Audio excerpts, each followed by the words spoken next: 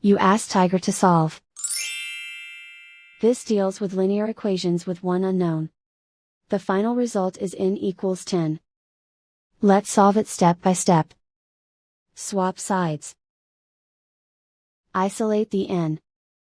Divide both sides by -2. Cancel out the negatives. Simplify the fraction.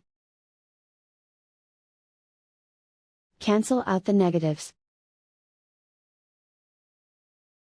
Find the greatest common factor of the numerator and denominator. Factor out and cancel the greatest common factor. And so the final result is n equals 10.